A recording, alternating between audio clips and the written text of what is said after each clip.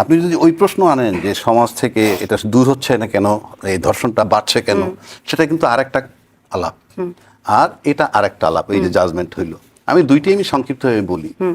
আপনি বাংলাদেশে যে নারী ধর্ষণ বা শিশু ধর্ষণ যেগুলো হয়, এগুলোর পিছনে অনেকগুলো কারণ আছে। এটা যে শুধুই, যেমন ধরেন একটা মানুষ, মানে একটা মেয়ে একটা শিশু বাচ্চাকে ধর্ষণ করার পর তাকে হত্যা করে, আমি যদি বলি কি সুস্থ, প্রশ্নটা আসে। এখন যদি বলি সুস্থ না, তাহলে পরে আবার প্রশ্ন আসে সুস্থ অসুস্থ লোকের আমি তো এভাবে যাইতে পারি না, মানে প্রশ্নগুলো আসে। কিন্তু আপনি যদি ভালো করে চিন্তা করে দেন আমাদের সামাজিক প্রেক্ষাপটটা কিরকম, আপনি জানেন দুই পক্ষ মামলা চলে, লম্বা সময় মামলা চলে, সেখান থেকে ফ্রাস্ট্রেটেড হয়ে এক পক্ষ ওই পক্ষের না না একটা শিশু ধর্ষণ করতেছে, এরকম ঘটনা আছে যে আমি পারছি না তোর সাথে সামাল দিয়ে, আচ্ছা আমি একটা বদলা নিলাম। তারপরে আসেন ফ্রাস্ট্রেশন থেকে, তারপরে আসেন মাদক। আর একটা লোক যখন মাদক নেয় তখন সে যে তার মানসিক যে অবস্থা থাকে তখন সে টোটালটা পারভার্টেড হয়ে যায়। আর আপনি যে সুস্থ মস্তিষ্কে চিন্তা করেন, আমাদের বেকারত্ব একটা ব্যাপার আছে, মানে সবকিছু কিন্তু আপনি এমন একটা জায়গায় নিচ্ছেন, পৃথিবীতে এরকম একটা ভূখণ্ড কম আছে যেখানে 18-20 কোটি লোক। আমরা কথায় কথায় বলি না যে আমাদের এমপ্লয়মেন্ট দরকার, আপনি ইচ্ছা করলে তো চাকরি দিতে পারবেন না, কারণ আমার এতটুকু দেশে যে পরিমাণ গভর্নমেন্ট এমপ্লয়ি আছে, পুলিশ আর্মি বা চাকরি করে এনাফ। আপনি কি কালকে 20 লাখ লোকের চাকরি দিলে কি হবে? সব চাকরি 18 কোটি লোকই চাকরি করবে, চাকরি দিতে পারবে না, কিন্তু তাই বলে কি যারা চাকরি পাবে না তারা ধর্ষক হবে? আমি বলছি নানান প্রেক্ষাপট, সেইখানে আমাদের গবেষণা দরকার।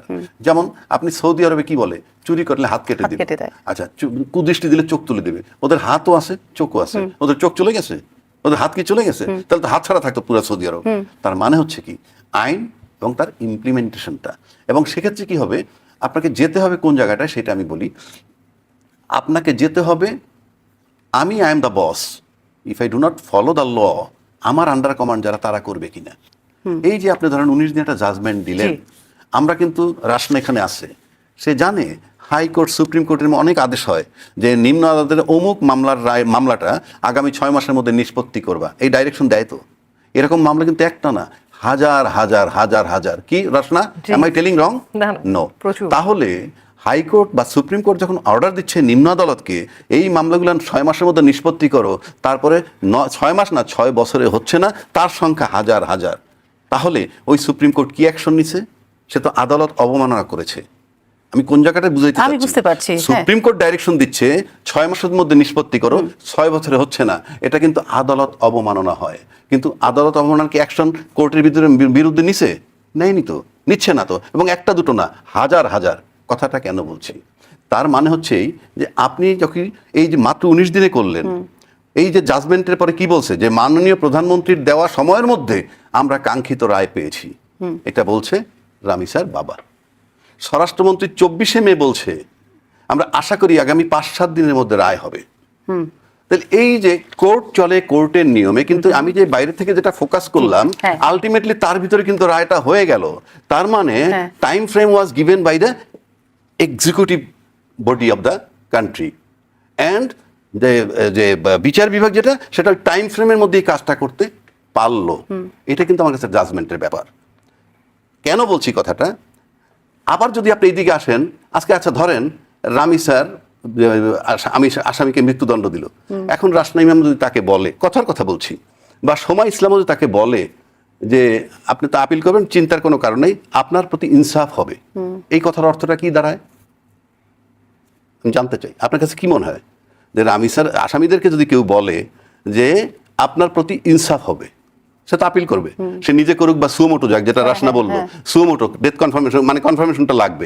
আচ্ছা তাহলে কি দাঁড়ায়, অর্থটা দাঁড়ায় কি, আপনি ইনসাফ হবে আপনার প্রতি, মানে কি দাঁড়ায়, মানে দাঁড়ায় যে এই রায়টা চেঞ্জ হয়ে যেতে পারে, মানে অপরাধীও ন্যায় বিচার পাবে। ন্যায় বিচার তো এক জিনিস, ইনসাফ মানে হচ্ছে কি তোমার সাথে ইনজাস্টিস করা হবে না, তাহলে এই রায়টা কি ইনজাস্টিস হইলো না? সেটা তো অবশ্যই না। তাহলে এই রায়টা যদি ইনসাফ হয়, তাহলে এই রায়ের পক্ষে আপনি বলতে পারেন যে আপনার প্রতি ইনসাফ হবে না? প্রশ্নই আসে না। তার অর্থ নিম্ন আদালতের রায় তো উচ্চ আদালতে বহাল থাকার কথা। আপনার রায়টা তো বহাল থাকার কথা, কিন্তু মাঝখানে যদি রাসনা ইমাম বলে, আমি এক্সাম্পল দিচ্ছি যেটা আমরা আছি, তৃতীয় ব্যক্তিকে টানবো না, যে হ্যাঁ তোমার প্রতি ইনসাফ করা হবে, তার মানে হচ্ছে কি যে এতে বোঝা যায় যে ওই আদালতে তুমি একটা রিলিফ পাইতে পারো। আর আসামির জন্য ইনসাফ কি, মুক্তি পাওয়া। আপনি গল্প যতই করেন আসামির প্রতি, আচ্ছা কেন বলছি কথাটা, কারণ আছে তো, আমরা এরকম ভাষণ আসবে কিনা সরকারের কাছ থেকে। কারণ ইতিমধ্যে আমরা দেখছি আপনার ওই যে শেখ হাসিনার বিরুদ্ধে একটা রায় হয়েছে আপনার আইসিটি কোর্টে, সেখানে তাকে মৃত্যুদণ্ড দেওয়া হয়েছে। তারপরে সরকারের দায়িত্বশীল একজন ব্যক্তি বলছেন যে শেখ হাসিনা আসতে পারেন, আপিল করতে পারেন ইত্যাদি ইত্যাদি। এটা তো নর্মাল কোর্সেই হবে। কেউ যদি আসে আপিল করবে সেটা কি বুঝাইতে হবে, সে লয়ার এনগেজ করবে, তাদের কি করা দরকার। কিন্তু কেউ যদি দায়িত্বশীল কেউ বলে যে শেখ হাসিনার প্রতি ইনসাফ করা হবে, তখন মনে হয় কি যে এই জাজমেন্টটা কি তাহলে ইনসাফ হয় নাই? এই কথাটাই বা কেন বলছি? অর্থাৎ আমার কথা হচ্ছে যে নির্বাহী বিভাগ যদি টাইম ফ্রেম দিয়ে দেয় এবং তার ভিতরে যদি রায় হয়ে যায়, তাহলে আমাদের অনেকগুলা মামলা আছে। যেমন ধরেন আপনি সংক্ষেপে বলি, জানি তো টাইম, সাগরনী হত্যা মামলা একটা মামলা, আচ্ছা হাদি হত্যা মামলা, আচ্ছা ইউনূস সরকারের সময় বহু মব হইছে, তারপরে 2024-এর হত্যা, পুলিশ হত্যা। আমার কাছে তো মনে হয় দায়িত্বশীল যখন সরকার, তাদের এই সব ব্যাপারে প্রত্যেকটা মামলার জন্য যদি 3 মাস 4 মাস করে একটা টাইম বেঁধে দেয় এবং যদি বলে যে এই সময়ের ভিতরে রায় চাই, আমার কাছে মনে হয় সেটাও সম্ভব। এটা যদি সম্ভব হয় ওগুলোও সম্ভব, এটা আপনার হোপ। জি আমি আশা। শুধু রাষ্ট্র যেটা বলছে রামিসানা ম্যাডাম, যে আরো যেগুলো আছে অতীতে যেটা হয়েছে, অতি বর্তমান সময়ে যেটা হয়েছে, সেগুলো জাস্টিস পাবে। কিন্তু উনি যেটা একটা শঙ্কার কথা বলছেন, সেটা আপনারা দুজনই লয়ার, আপনারা আমার চেয়ে অনেক ভালো বুঝেন, যে এই রায়টাকে যদি কেউ আবার আসামি পক্ষকে বলে তুমি ইনসাফ পাবে, সেখানে একটা শঙ্কার কথা বলছেন, সেই জায়গাটা কি? না, এখানে আমি জিনিসটাকে এখানে বলা হয়নি, আমি বলছি এখানে এই কথাটা বলা হয়নি, কিন্তু আমরা যেহেতু অতীতে বলছি, সে কারণে এরকম কোন ভার্সন আসবে কিনা। কথাটা হচ্ছে জাস্টিস শুড বি ডান। এখন যে আসামি সে যদি দোষী হয়ে থাকে, তাহলে এই রায়টা বহাল থাকাটাই জাস্টিস হবে। সে যদি অপরাধী হয়ে থাকে, তাহলে এটা যদি দোষী বা অপরাধী হয়ে থাকে তাহলে বহাল থাকবে, সেটাই ন্যায় বিচার হবে। এখন কোনো আইনজীবী যদি তাকে বলে যে হাইপোথেটিক্যালি যে আপনি ন্যায় বিচার পাবেন, আমরা অ্যাপিল করি, সেটা আমি আইনের দৃষ্টিকোণ থেকে দেখতে গেলে এটার খুব একটা ন্যারো মিনিং আছে, এবং ন্যারো মিনিংটা হচ্ছে ডিউ প্রসেস ফলো করা হবে, ফেয়ার ট্রায়াল হবে, যত সুযোগ সুবিধা একজন অভিযুক্তকে দেয়া হয় সেগুলো দেয়া হবে, এর বাইরে কিছু না। এবং সেগুলো দেয়া তো আমরা আইনগতভাবে বাধ্য, সেই প্রত্যেকটা রাইটস একজন অভিযুক্তকে দেয়া। কিন্তু ন্যায় বিচার বা justice will be done or not depends সে আদৌ অপরাধী কিনা।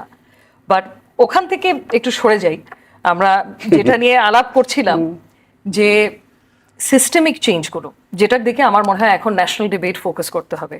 আমরা তো অনেক আলাপ আলোচনা করছি, প্রতিদিন একটা করে গোল টেবিল বৈঠক বসছে, এবং আমরা পাবলিক এক্সিকিউশনের কথা বলছি, পাথর ছোড়ার কথা বলছি, পাবলিকলি গুলি করে ফেলা, ঝুলিয়ে ফেলা, কিন্তু এটা কিন্তু একটু মিসগাইডেড একটা ডিবেট। এটাতে কোনো লাভ হবে না, কারণ পানিশমেন্ট বা শাস্তির সিভিয়ারিটিটা কত, তার থেকে একটা অপরাধকে কমানোর জন্য যেটা গুরুত্বপূর্ণ সেটা হচ্ছে শাস্তিটাকে আমরা নিশ্চিত করতে পারছি কিনা। এখন নেক্সট প্রশ্নটা আসছে, শাস্তি নিশ্চিত করার পথে কতগুলো বাধা আছে। রাশমি ম্যাম, শুধু শাস্তি, একজন অপরাধী শাস্তি নিশ্চিত করলেই কি অপরাধের রেশিওটাকে কমানো যাবে, নাকি সোসাইটিতে, আমাদের রাষ্ট্রে কিংবা সমাজে, যেটা উনি একটু অল্প করে বলেছিলেন, বেকারত্ব, মাদক, বিচারহীনতা, মাঝে মাঝে দেখি রাজনৈতিক ছত্রছায়ায়, এই যে সব এই আমব্রেলার নিচে এসে অপরাধীরা পার পেয়ে যায়, এগুলোকে তো আগে সবচেয়ে বড় কথা এগুলোকে তো সমাধান করতে হবে। আমি তো একবারও বলিনি যে আইন শৃঙ্খলার এই জায়গাগুলোর রাশ টানবেন কি করে। আসছি আমি। প্রথমত তো হচ্ছে এই ধরনের অপরাধ শুধু আইন শৃঙ্খলার কারণে হচ্ছে না। ইটস নট যে আইনে কিছু ঘাটতি আছে ওগুলো সংস্কার করলেই হয়ে যাবে। এটা একটা সামাজিক সমস্যা, এটা একটা নৈতিকতার সমস্যা। সো এই সমস্যাটা যদি আমরা সমাধান করতে চাই, আমাদের অ্যাপ্রোচটাও কিন্তু একটা বহুমুখী মাল্টিপ্রংড অ্যাপ্রোচ হতে হবে। এখানে অনেকগুলো মিনিস্ট্রির একসাথে কাজ করতে হবে, একটা সমন্বয়েরও ব্যাপার আছে। অ্যান্ড আমি শুধু আইনের কথাটা বলছি, আইনেরও এখানে একটা বড় ধরনের ভূমিকা আছে। আমাদের ন্যায় বিচারের যে প্রক্রিয়াটা সেটার একটা বড় ধরনের ভূমিকা আছে। শাস্তি নিশ্চিত করা অবশ্যই অত্যন্ত গুরুত্বপূর্ণ। আমি সামাজিক দিকে তাকাবো, প্রিভেনশনের কথা, যে আমরা প্রতিরোধ করতে চাই যাতে ঘটনাগুলো না ঘটে। অবভিয়াসলি ওখানে পাবলিক অ্যাওয়ারনেস রেজিং ক্যাম্পেইনস আমাদের দরকার। এবং এটা না মানে অনেক সরকার এসেছে গেছে, এই বিষয় নিয়ে এরকম যখন এক একটা অত্যন্ত দুঃখজনক ঘটনা ঘটে আমরা হইচই করি, হয়তো রাস্তায় নেমে যাই, আমরা সবাই কথা বলি, কিন্তু দুদিন পরেই আমরা ভুলে যাই, ঘটনা আসে ওটা ভুলে যাই, ওটার পিছে সবাই দৌড়ে যায়। এক্স্যাক্টলি। সো এটা না করে না, মানে ওই যে ধামাচাপা দিয়ে সংস্কার না করে আমাদের হোলসাম হোলিস্টিক্যালি জিনিসটাকে প্রথমত ধরেন অ্যাওয়ারনেস রেজিং ক্যাম্পেইনস করা। এই ক্যাম্পেইন কিন্তু একেবারেই করা হয়নি। বাই ক্যাম্পেইনস আমি বলছি যে মেসেজিং, কি বার্তা আমরা পৌঁছাতে চাই, আমরা যে মানসিকতাটাকে চেঞ্জ করতে চাচ্ছি কিভাবে চেঞ্জ করবো। আমি ছোট্ট একটা উদাহরণ দিই, আমাদের এডুকেশন সিস্টেমের দিকে আমাদের তাকাতে হবে, বিশেষ করে প্রাইমারি এডুকেশনের দিকে। এনসিটিভির একটা টেক্সট বুক ছিল, আমি নিজে একটা লিগ্যাল নোটিস দিয়ে ওই চ্যাপ্টারটাকে সংশোধন করিয়েছি, যেখানে সেলফ ডিফেন্সের একটা চ্যাপ্টারে বলা হয়েছে বাচ্চা ইমপ্রেশনেবল মেয়েদের যে আকর্ষণীয় কাপড় পরা যাবে না। তো আপনি বুঝতে পারছেন ভিকটিম ব্লেমিং এর যে একটা ফাউন্ডেশন আমাদের এডুকেশন সিস্টেমই স্ট্যাবলিশ করছে। আকর্ষণীয় কাপড় যদি আমি পরি, আমার সাথে যদি সেই ঘটনা ঘটে, তার জন্য আমি দায়ী। এটা একটা। তারপরে ধরেন আমরা প্রাইভেট সেক্টরকে কেন এঙ্গেজ করছি না? আমাদের তো অনেক কর্পোরেট ক্লায়েন্টস আছে, তারা প্রোডাক্ট বিক্রি করে, সার্ভিসেস বিক্রি করে। এক একটা দুধের কার্টনেই ধরেন আপনি লেখা যদি থাকে বার্তাগুলো, মেসেজিং, যে প্রতি মুহূর্তে প্রত্যেকটা ফ্যামিলি ওই বার্তাটা পাচ্ছে সরকার থেকে, যে কি করা উচিত কি করা উচিত না। এটা ম্যাসিভ ন্যাশনাল লেভেল একটা অ্যাওয়ারনেস রেজিং ক্যাম্পেইন, যেটা বছরের পর বছর হতে হবে যদি আমরা মানসিকতাটাতে পরিবর্তন আনতে চাই। তারপরে হচ্ছে, এটা খুবই কন্ট্রোভার্সিয়াল, তা আমি বলছি, সেক্স এডুকেশনের কথা। যে হ্যাঁ, আমাদের দেশের প্রেক্ষাপট, আমাদের কালচারাল ভ্যালিউজ, আমাদের ধর্মীয় মূল্যবোধ, এগুলো মাথায় রেখে যদি একটা কারিকুলাম ডিজাইন করা যায়, তাহলে কিন্তু বেশ কিছু দূর সক্ষম হবে এই সমস্যাটা কমিয়ে আনা। এগেন, আমি কোনোটাই বলছি না যে একাই এনাফ, সবগুলো আমাদের একসাথে করতে হবে। তারপরে আইনের সংকীর্ণতা, ওগুলো বা আইনের যে ঘাটতিগুলো চিহ্নিত করে আইন সংস্কার করেন। একটা জিনিস এখানে বলি, 26-এ গিয়ে শিশু ও নারী নির্যাতন আইনে একটা সংশোধন আনা হয়েছিল। 180 দিন ছিল বিচার প্রক্রিয়াটার টাইম লাইন, সেটাকে কমিয়ে 90 দিনে আনা হয়েছে। ঠিক আছে, হয়তো উপরে শুনে অনেকেই খুব হাততালি দেবেন, এটা একটা বিশাল বড় উদ্যোগ, কিন্তু আমার প্রশ্নটা হচ্ছে 90 দিনে জাস্টিস ডেলিভারি করার মতো অবকাঠামো কি বাংলাদেশে আছে? আমাদের পর্যাপ্ত সংখ্যক জাজ নেই, প্রসিকিউটরস নেই, ইনভেস্টিগেশন অফিসার্স নেই। সো সংস্কার করলে হবে না, পাশাপাশি ইনফ্রাস্ট্রাকচার বা ডেভেলপ করতে হবে যাতে ওই কাজটা আমরা করতে পারি এত দ্রুত সময়। এই একটা মামলা আমরা দ্রুত সময় নিষ্পত্তি করেছি, হাজার হাজার মামলা করতে আমরা পারবো না উপর থেকে বললে। একটা মামলা আমরা দ্রুত সময়ের মধ্যে নিষ্পত্তি করেছি, এটা এখন রায়টা কার্যকর হওয়াটাই হচ্ছে সবচেয়ে বড় কথা। এটা একটা বিরাট বড় এক্সাম্পল সৃষ্টি করবে যদি এই রামিসা, শিশু রামিসা ধর্ষণ ও হত্যাকাণ্ডের রায়টা দ্রুততম সময়ের মধ্যে তার ফাঁসির রায়টা তাদের কার্যকর করা যায়। কিন্তু আপনি নিশ্চয়ই, আপনারা সবার মনে আছে 2025 সালে মাগুরাতে 8 বছরের শিশু আসিয়াও ধর্ষিত হয়েছিল এবং দ্রুত সময় 13 দিনের মাথায় তার কিন্তু রায় দেওয়া হয়েছিল। যে ভদ্রলোক কিংবা অপরাধী ধর্ষণ করেছিল তার ফাঁসি হয়েছিল, মৃত্যুদণ্ডের রায়, কিন্তু দুজন বেকসুর খালাস হয়েছিল। ফাঁসির রায় কার্যকর হয়েছিল, ফাঁসি বাস্তবায়ন হয়নি। আপনারা নিশ্চয়ই ভুলে যাননি ফেনীতে যে আরেকটা এই ধরনের হত্যাকাণ্ড হয়েছিল। এবং এইরকম ভুরি ভুরি এক্সাম্পল আমাদের সঙ্গে আছে। সুতরাং রায় হলো, কিন্তু ওই যেটা বলছেন বাস্তবায়ন হয় না, সেজন্য অপরাধীরা আরও অপরাধ করতে উৎসাহিত হয়ে যায়। সেটি যেমন একটি বিষয়। আমি আপনার কাছে ফিরে আসব সেই জায়গাতে, বেকারত্ব, মাদক, বিচারহীনতা এবং অনেক সময় রাজনৈতিক ছায়া। রাজনৈতিক ছায়া বলতে আমি যেটা বলতে চাই যে বড় বড় অপরাধ করলে বড় বড় রাজনৈতিক ছায়া আমরা নানান সময়কালে দেখেছি, অপরাধীরা সেই আমব্রেলার নিচে চলে যায়। কিন্তু খুব ছোট ছোট অপরাধীরাও অপরাধ করে, ছোট ছোট মানুষও বড় অপরাধ করে বড় রাজনীতির ছায়াতে কি করে পার পেয়ে যায় কিংবা ওই ছায়ার নিচে ঢোকার চেষ্টাটা করে। এই অনেক বড় প্রশ্ন, ছোট করে বলেন না, উত্তর দেওয়া আমার মনে হয় কঠিন। যাই হোক, তবে একটা কথা বলি আপনাকে, যারা হত্যা করে তারা হলো এক্সিকিউটর, কিন্তু পিছনে থাকে মাস্টার মাইন্ড। আমি এই হত্যাটা বলছি না, সামগ্রিকভাবে আপনি যদি হাদি হত্যা আনেন, আপনি বঙ্গবন্ধু হত্যা আনেন, আপনি জিয়াউর রহমান হত্যা আনেন, হ্যাঁ, এগুলো কিন্তু যে কিলার সে কিন্তু সিম্পল কিলিং করছে, কিন্তু এর ভিতরে তো নকশা আছে, মাস্টার প্ল্যান আছে। তা আমরা কি করছি, এইভাবে যদি বলি, আমরা যে একটা 55 বছরের মধ্যে বঙ্গবন্ধু একটা হত্যার বিচার হয়েছে, সেটাও যে আমরা ব্যর্থ বিচারক, সেটা কেন বলছি? আমি আশা করি রাসনা আমার সাথে একমত হবে। সেটা কি, আমরা বঙ্গবন্ধুকে যিনি ফিজিক্যালি গিয়ে কিল করছেন তার বিচারটা কিন্তু হয়েছে, কিন্তু এটা তো একটা কনস্পিরেসি ছিল। তাহলে তাদের পিছনে কনস্পিরেটর কারা ছিল? আপনি যখন খুনিকে ধরে ফেলবেন, খুনিকে যদি জিজ্ঞেস করেন তুই খুন করছিস কেন, কি বলবে? আমি হয় টাকা খাইছি, নয় একটা প্ল্যান বাস্তবায়ন করছি। তাহলে টাকা খাইছস কার, প্ল্যান বাস্তবায়ন করছস কার? একটা নির্দেশদাতা আছে। বঙ্গবন্ধু হত্যায় ওই লোকগুলাকে পাই নাই। আমরা যারা কিলার তাদেরকে কিন্তু মৃত্যুদণ্ড দিছি, কিন্তু পিছনে যারা নেপথ্যে ছিল ষড়যন্ত্রকারী, তাদেরকে যদি আমরা তখন পাইতাম তাহলে কিন্তু পরবর্তীকালে অনেক কিছু কমে যেত। আমরা কিন্তু এক্সিকিউটর পর্যন্ত থাকতেছি। যেমন ধরেন, আমার কাছে মাদকের ট্যাবলেট পাওয়া গেল, ইয়াবা, আমার কাছে 50 পিস পাইছে, আমি কাস্টডি দিতে, রাসনা জানে যে 2000 পিস ইয়াবা নিয়ে এই জায়গাটা আমি আসতে চাই। এখন হ্যাঁ, আপনি যদি মাদক পেলো, যার কাছে পেলো তাকে ধরলো, কিন্তু মাদকের আতুর ঘরটাকে বিনাশ করা হলো না। আমি সেটাই বলছি, আপনার ঘরে যদি ওয়াসার কলটা ছাড়েন, ওয়াসার থেকে যদি পানি না আসে, ওখান থেকে কি পানি আসবে না? ট্যাঙ্কে পানি না থাকলে আসবে কি করে? লাইন যদি লিকেজ থাকে, তাহলে আপনি যার পকেটে ইয়াবা পাচ্ছেন তাকে ধরে কাস্টডি দিয়ে, এই জন্য আমার এত বড় বিশাল পুলিশ বাহিনী। ওরে নলিতে 2টা বাড়ি দিলি তো বলে যে আমি রাসনার কাছ থেকে, রাসনাকে 2টা বাড়ি দিলে বলে রাজ্জাকের কাছ থেকে পাইছি। এই করতে করতে তো তুই একটা জায়গায় থেমে যেতে। কিন্তু রাজ্জাকদেরকে ধরা ছোঁয়ার বাইরে সবসময় রাখা হয় কেন? না, রাজ্জাকরে ধরে, তারপরে রুটে গিয়ে যে এটা বাল্ককে আনছে, বাল্ক, ওখানে গিয়ে ফুল স্টপ। কারণ ওখানে গিয়ে এমপির নাম পাচ্ছেন, যেমন আমরা বদিউজ্জামান বদির নাম পেয়েছি। ওকে কি আপনি সামনে আনতে পারবেন? আমি লিখে দিতে পারবি, আপনি পারবেন না। তাহলে আমার এত বড় একটা এস্টাবলিশমেন্ট শুধু এদেরকে ধরার জন্য। 2 নম্বর আসেন, এই যে প্রকাশ্যে হত্যা করার কথা বলতেছে। আচ্ছা, আপনি আমাকে ভেরি ফ্র্যাঙ্কলি বলেন তো, ধর্ষণ করলে মৃত্যুদণ্ড, এটা কিন্তু ধর্ষণকারী জানে। খুন করলে মৃত্যুদণ্ড জানে, তারপরে যখন সে করে তার চিন্তা ভাবনা স্বাভাবিক না। আচ্ছা, এখন আসেন, তাকে যদি প্রকাশ্যে গুলি দেই, লেবাননে কয়দিন আগে দেখলাম মাঠে শোয়াইলো উল্টা করে, তারপরে সাজানো আর্মি এসে রাষ্ট্রীয়ভাবে একটা পবিত্র দায়িত্ব পালন করে সে 2টা রাউন্ড গুলি মারতেছে। আমাকে তো 2 কোটি টাকা বেতন দিলে ওই গুলিটা মারতে পারবো না। তার মানে রাষ্ট্রীয় দায়িত্ব পালন করতে গিয়ে যে মারে, সেও স্বাভাবিক না। একটা জ্যান্ত মানুষকে গুলি দেওয়াটা স্বাভাবিক না। কেন বলছি এই কথাটা?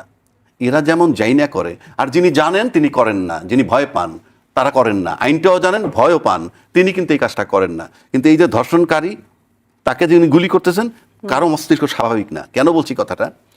আপনি এখানে দেখলেন যে তারা আইন মানে না, আইন ব্রেক করে করছে। আপনি যদি উচ্চ দিকে আসেন, যারা আইন বানায় তারা কি করতেছে? আচ্ছা, আমি তর্কের খাতিরে বলছি, আমরা এই নির্বাচন আগে বলছিলাম গণভোট। আচ্ছা, গণভোট হয়ে গেল এবং দায়িত্বশীল লোকে বলছে গণভোটে ভোট দাও, তারপরে গণভোট পাশ করলো, এরপরে কি বলতেছি?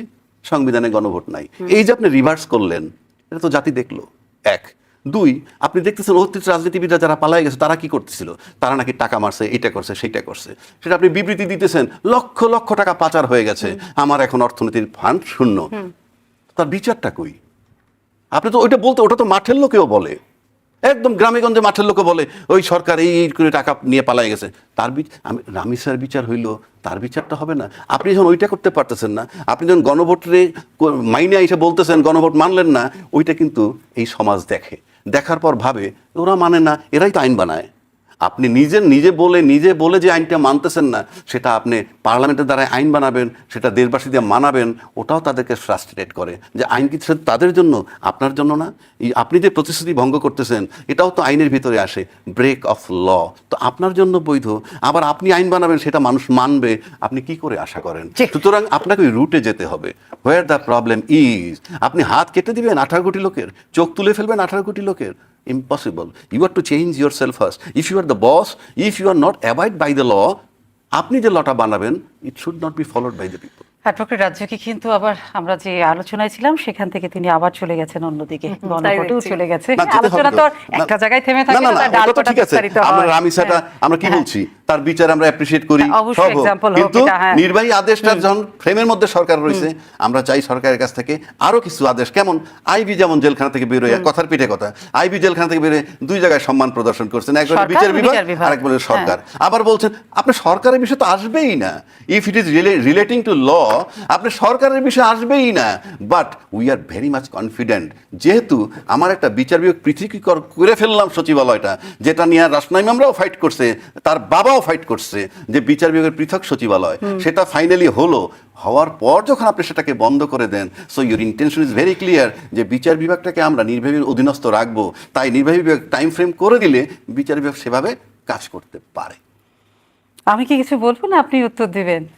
আপনি বলেন। না আমি বলবো না, কেন? উনি যে প্রশ্নগুলো ছুড়ে দিয়েছেন, আমার মনে অ্যান্সার আপনিই করবেন। না, অ্যান্সার করবে তো সরকার, আমি তো সরকারের অংশ না, সো আমার অ্যান্সার করার কোনো বাধ্যবাধকতা নেই।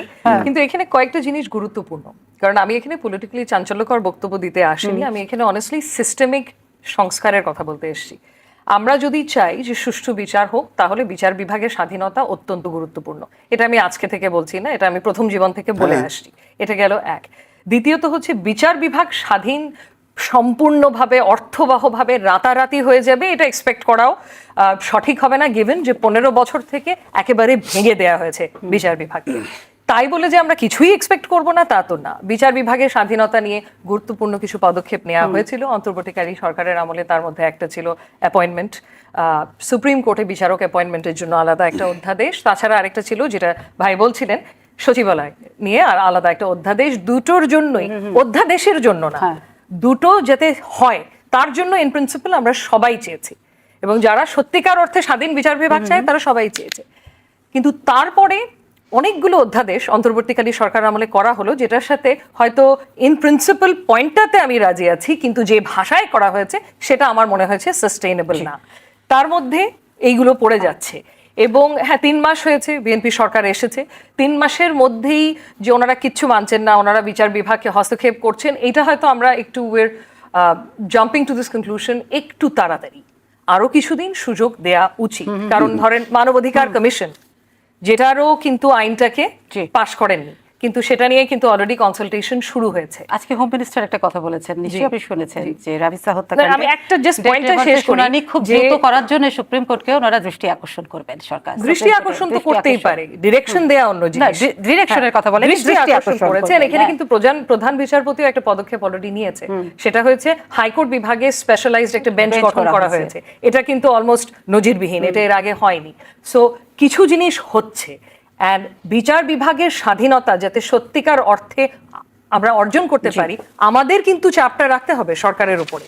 এবং বিচার বিভাগ যখন স্বাধীন হবে, তখনই কিন্তু সরকারের কেউ বা পলিটিক্যালি প্রভাবশালী কেউ যদি কোনো অপরাধ করে, সেক্ষেত্রে আমরা পাবো। প্রিয় দর্শক, আমাদের আলোচনা কিন্তু চলছে। আমাদের আলোচনা আপনারা যুক্ত হয়ে যান আমাদের ফেসবুক ভেরিফাইড পেজে, সেখানেও আপনারা দেখতে পাবেন ইউসুবি টু দ্য পয়েন্ট।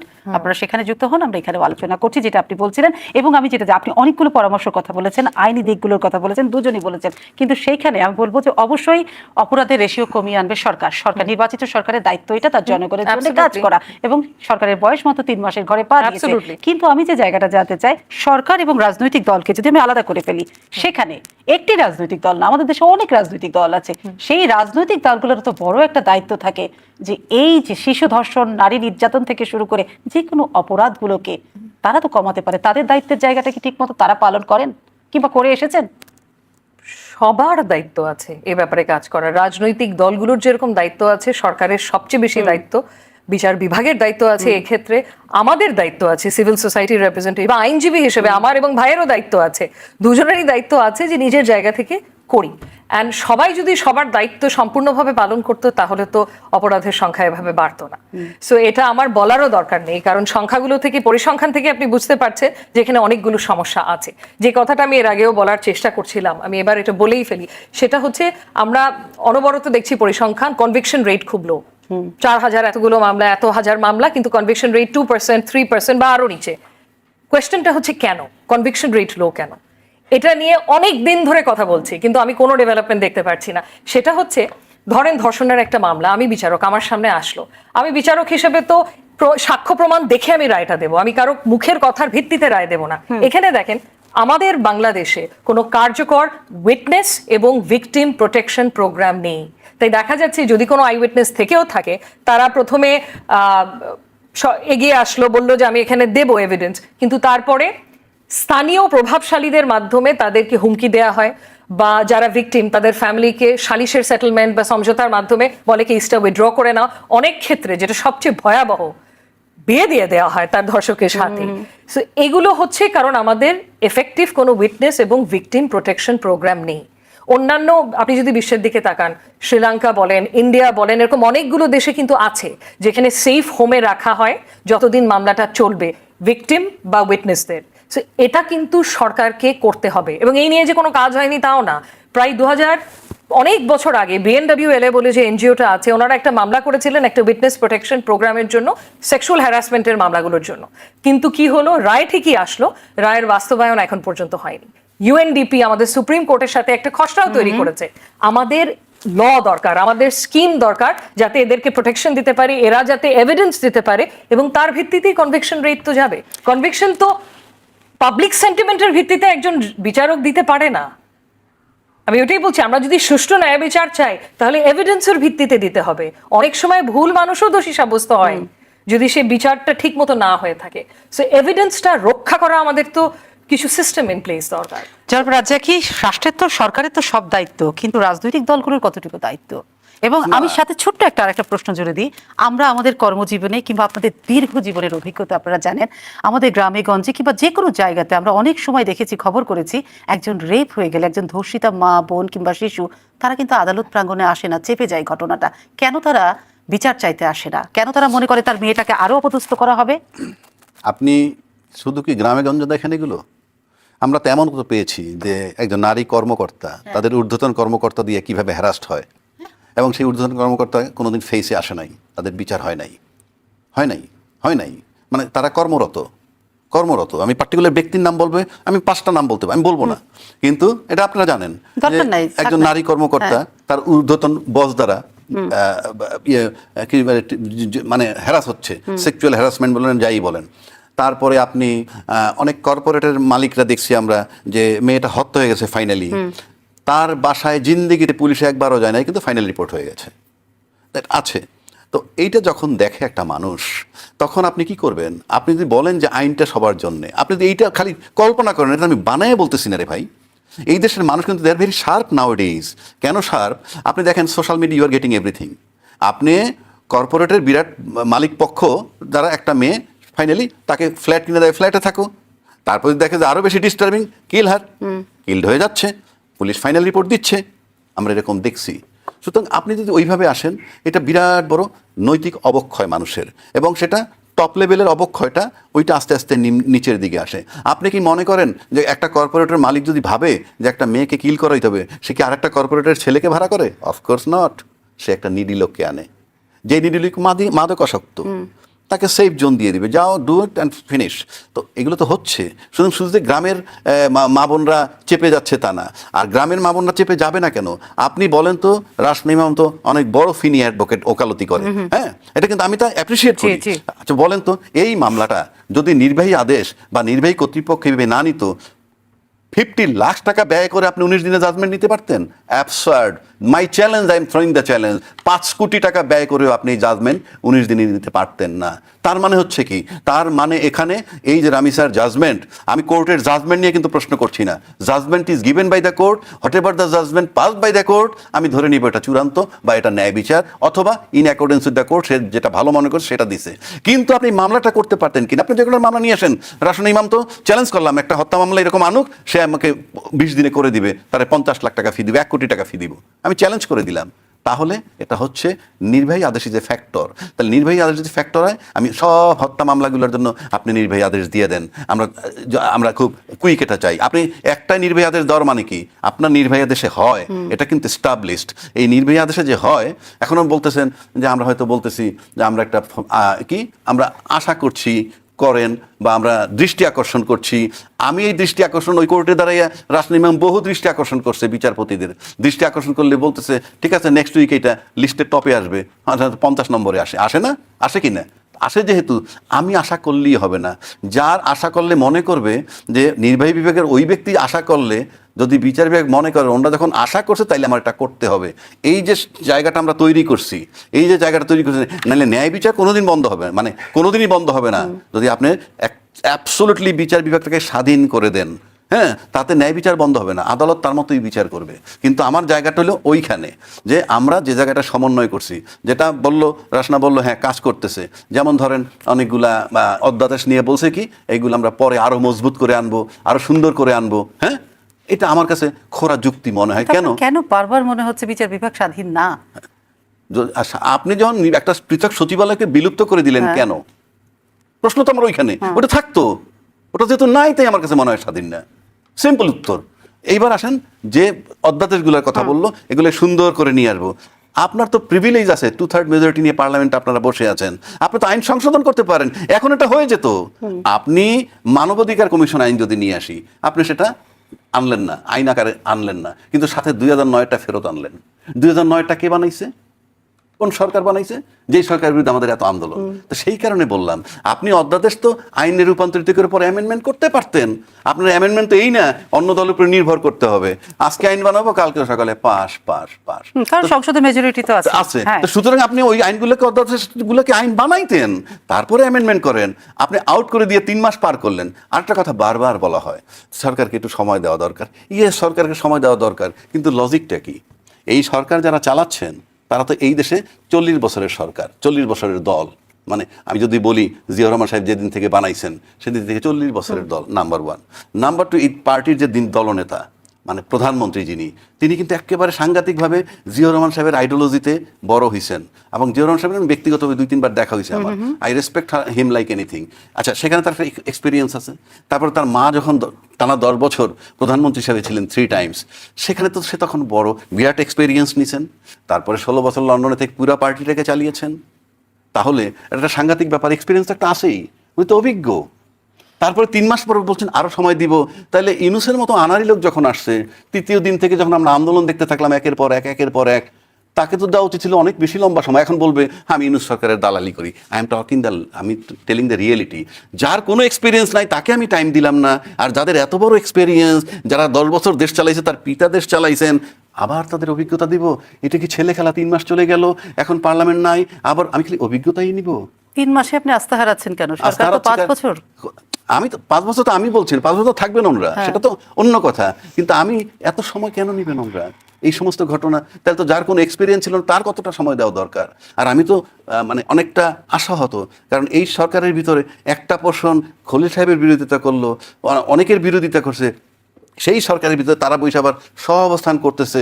আমার কাছে মনে হয় নির্বাচনটাই বড়, ক্ষমতায় যাওয়াটাই বড়, আর নাহলে কোনো আদর্শ নাই। নাহলে এত চ্যালেঞ্জ, এই বিরোধিতা সেই বিরোধিতা, আবার সহাবস্থান, ভাই কোনোটা আমার সাথে মেলে না। সিনিয়র আইনজীবী রাসনা ইমাম কোনো রাজনৈতিক বক্তব্য দিবে না, তিনি খানিক আগেই বলেছেন, কিন্তু নিশ্চয়ই আইনজীবী হিসাবে সেই কথাটা তো বলবেন যেটা রাজ্জাক সাহেব স্পষ্ট করে বললেন, বিচার বিভাগ স্বাধীন না। আপনি নিশ্চয়ই এটার উত্তর দিবেন। আমি চাইবো অনুষ্ঠান শেষের পথে। না, আই থিঙ্ক এটা নিয়ে তো আমরা অলরেডি কভার করেছি। আমি কিন্তু এড়ানোর চেষ্টা হ্যাঁ, করি কোনো না, বক্তব্য। উনি এড়ানোর চেষ্টা আমি ঠিক বুঝতে করেননি। পারলাম না, কারণ আমরা বিচার বিভাগের স্বাধীনতার জন্য অধ্যাদেশ জারি করছি, এটা নিয়ে এত আলাপ আলোচনা হচ্ছে। সো ফুললি স্বাধীন হলে তো এগুলো হতোই না। সো এটা তো ডিসপিউটেড ব্যাপার না যে স্বাধীন পুরোপুরি না। সচিবালয় এস্টাবলিশ কেন করতে গেল? অ্যাডমিনিস্ট্রেটিভ ইন্ডিপেন্ডেন্সের জন্য। সো সচিবালয় ছাড়া এখন অ্যাডমিনিস্ট্রেটিভ কারণে আমরা মন্ত্রণালয়ের উপর বিচার বিভাগ ডিপেন্ডেন্ট, এটাও তো ডিসপিউটেড কোনো ব্যাপার না। সো আমি ওই জন্যই আপনার প্রশ্নটা বুঝতে পারছিলাম না, যে মনে হচ্ছে আমি খুব ঝান্ডা উড়িয়ে ডিসপিউট করছি। এটা ডিসপিউটেড ব্যাপার না। বিচার বিভাগের স্বাধীনতার কথা আমি বহু বছর ধরে বলে আসছি, এবং অনেকেই বলেছে যারা সত্যিকার অর্থে চায়। এবং স্বাধীনতা ধাপ করে একদিন আসে না। অলসো ইউনূস সরকার 2 বছর ছিল, ভাই মনে হয় ভুলে গেছে। 2 বছর কম সময় না একটা অন্তর্বর্তীকালীন সরকারের জন্য, এটা অনেক লম্বা সময়। আপনি বলেছেন অভিজ্ঞতার জায়গা থেকে, আর অভিজ্ঞতার জায়গায় কত বছর বিএনপি ক্ষমতায় ছিল না? আমি জাস্ট বলছি যে আমার 20 বছর, রাইট। সো অভিজ্ঞতা, ইটস নট যে তার আগের মুহূর্তেই ক্ষমতায় ছিল, অনেকদিন এখন চলে আসতে। আমি কাউকে এখানে ডিফেন্ড করতে আসিনি। আমার যেটা মনে হয়েছে, যখন অধ্যাদেশগুলো জারি করা হয়েছে, সুপ্রিম কোর্টের বিজ্ঞ যে আইনজীবী আছে, বড় বড় যারা কনস্টিটিউশন নিয়ে কাজ করে, তাদের মতামত ছিল বিচারক নিয়োগের যে অধ্যাদেশটা ওটা আনকনস্টিটিউশনাল। সো এখানে সংস্কার প্রয়োজন। আর ওয়াইড কনসাল্টে, আমি প্রথম থেকে একটা জিনিস বলে আসছি, এটা আজকেও বলবো, যে কোনো আইনই আমার মতে ধাপ করে পাশ করা উচিত না। কারণ ধরেন আমার ভাইয়ের পছন্দ হয়নি বলে ওভারনাইট আমি আইন পাশ করে দিলাম, আমি ওটার পক্ষপাতী না। কারণ আইন প্রণয়ন করার প্রক্রিয়াটাও আমার মতে গণতান্ত্রিক হতে হবে। তার অর্থ কি? Wide stakeholder consultation. যে যতই বলুক, অন্তর্বর্তীকালীন সরকারে যে অর্ডিন্যান্স গুলো জারি করা হয়েছে তার মধ্যে অনেকগুলোতেই ওয়াইড স্টেক হোল্ডার কনসালটেশন ছিল না, সংশ্লিষ্ট সকলদের নিয়ে বসেনি। হ্যাঁ, একটা ন্যাশনাল কনসেনসাস কমিশন গঠন করেছিল, যেখানে গুটি কয়েক রিপ্রেজেন্টেশন ছিল রাজনৈতিক দলগুলোর, কোনো নারী ছিল না, হয়তো নামে মাত্র একজন ছিল। সো ওটাকে যদি হোয়াইট কনসালটেশন ধরা হয়, না, সেগুলো করা হয়নি। সো বিচার বিভাগের মতো গুরুত্বপূর্ণ একটা ইনস্টিটিউশন নিয়ে আপনি যখন দুটো অর্ডিন্যান্স করবেন, সেই অর্ডিন্যান্সগুলো কোনো মতেই তড়িঘড়ি করে করা উচিত না। তার অর্থ এই না যে আমরা সবাই এখন নাকে তেল দিয়ে ঘুমাবো, অবশ্যই না। সরকারের উপরে একটা চাপ রাখতে হবে যাতে এই অধ্যাদেশগুলোর কনসালটেশন প্রসেসটা তারা ইমিডিয়েটলি শুরু করে, এবং শুরু করার পরে একটা শক্ত আইন হিসেবে এটা পার্লামেন্টে যায়। এনারা যদি সেটা না করে আগামী মাসগুলোতে, তখন আমরা ওই পজিশনে যুক্তিসঙ্গত স্ট্রংলি বলতে পারবো, ওনাদের উদ্দেশ্য নিয়ে আমরা প্রশ্ন করতে পারি। কিন্তু এখন আমার মনে হয়েছে এই 3 মাসের মধ্যেই কাঠগড়ায় বসানোর সময় হয়তো আসেনি। তাই বলে এটা না যে চাপ আমরা সৃষ্টি করব না, চাপ রাখতেই হবে সরকারের উপর। সরকারের জবাবদিহিতাই তো এভাবে আমরা নিশ্চিত করব। চাপ রাখতেই হবে, অব্যাহত চাপে রাখা হবে সরকারকে। আপনি হতাশ হবেন না, এবং আমরা চাই যে কিছুদিন সময় পর আবার রাসনা ইমাম আর আমি বসবো, এবং তখন আলাপ করব। কিন্তু আমাদের অনুষ্ঠান শেষ করতে হবে জনাব রাজ্জাকি, সেটা হচ্ছে আপনারা অবশ্যই বসবেন, প্রতিদিন বসবেন, কিন্তু আমাদের এই শিশু ধর্ষণ নিয়ে যেন বসতে না হয়, সেটাই আমরা আশা করব। আমরা স্টেট অনেক কিছু নিয়ে কথা বলতে পারি, রাজনীতিক উত্থান পতন, এটা সেটা, কিন্তু আমরা এই যে নারী নির্যাতন, শিশু নির্যাতন, ধর্ষণ, এইসব নিয়ে যেন আমাদের বসতে না হয়, সেটা হচ্ছে সবচেয়ে বড় কথা। এবং আমরা আশা এবং আস্থাটা রাখতে চাই যে রায়টা আজকে রোজি সৃষ্টি করলো, সেটা দ্রুততম সময়ের মধ্যে কার্যকর করা হবে। সেটা হয়তো একটা এক্সাম্পল হবে আর একটা অপরাধ না করার ক্ষেত্রে, সেটুকু নিয়ে তো আমরা রাখতেই পারি। প্রিয় দর্শক, সম্মানিত দুজন অতিথি ছিলেন, তারা বললেন, কথা বললেন, এবং তারা